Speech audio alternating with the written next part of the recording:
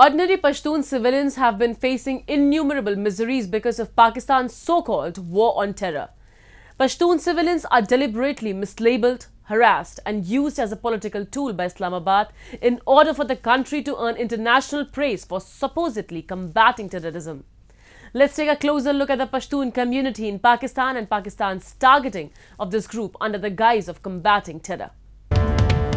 On December 16, 2014, a terrorist attack on the Army Public School in Pakistan's Peshawar city shook the world's conscience. This attack was one of the world's deadliest school massacres. 7 gunmen affiliated with the Tehreek-e-Taliban Pakistan killed 149 people, including 132 school children. In retaliation, Pakistan established the National Action Plan to crack down on terrorism. A joint military offensive called Operation Zarb-e-Azab was launched and subsequently augmented by Pakistan Armed Forces in the Pashtun-dominated North Waziristan. The operation was primarily aimed at wiping out the Tehreek-e-Taliban Pakistan and other terrorist organizations. Pakistan's so-called war on terror in Khyber Pakhtunkhwa and other Pashtun-dominated areas displaced over 1 million civilians. A large number of individuals, including women and children, were forcefully kidnapped, tortured, and extrajudicially killed by security agencies in those areas. The Taliban also intensified its attacks in the region, resulting in the loss of life and property. The conflict gave birth to the Pashtun Tahaffuz movement, a social movement founded in May of 2014 by Students for Pashtun Human Rights. Pashtun Tahaffuz movement, PTM, which claims to be an unarmed and peaceful resistance movement, has faced strong opposition by the Pakistan government and its security agencies. The Pakistani government has accused the group of dividing Pakistanis on the basis of ethnicity and of following a foreign agenda. The movement has received support in neighboring Afghanistan, where a large number of Pashtuns have joined the cause. With all the attacks that the TTP is planning and have already conducted, the only viable solution right now has been that Pashtuns have come out on streets, they protested vigorously, they've said no to the presence of Taliban.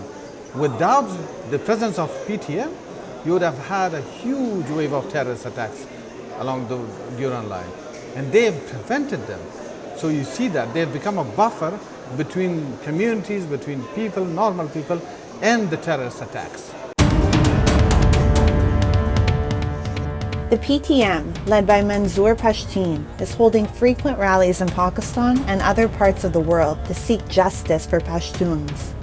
At the United Nations Human Rights Council, PTM activists are seeking international intervention to protect the rights of Pashtuns, especially the victims of terror and those facing atrocities committed at the hands of Pakistani security forces.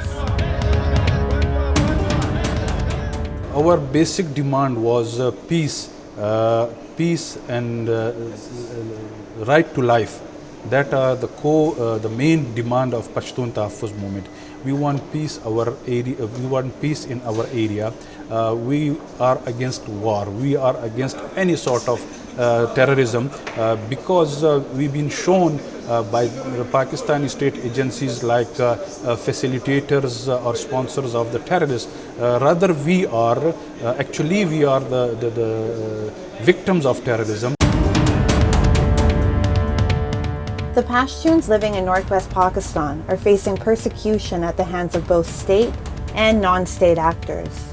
A 2022 report by NATO Defense Education Enhancement Program, DEEP, titled Narco Insecurity Inc., The Convergence of Pakistan and Afghanistan Narco Trade, has exposed the nexus between Pakistan spy agencies and the Taliban to carry out narcotics trafficking to fund their operations. As Pashtuns in the region suffer human rights abuses, Pakistani security forces and the Taliban are enjoying a bond in the backdrop of a clean chit given to Pakistan by the Financial Action Task Force. Innocent civilian Pashtuns have for decades suffered human rights abuses and atrocities committed by Pakistani security forces as well as the Taliban.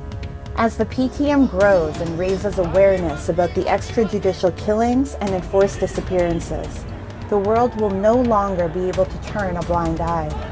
Pashtuns will continue to be empowered and demand their fundamental rights, exposing Pakistan, its army, and security agencies for the crimes they commit.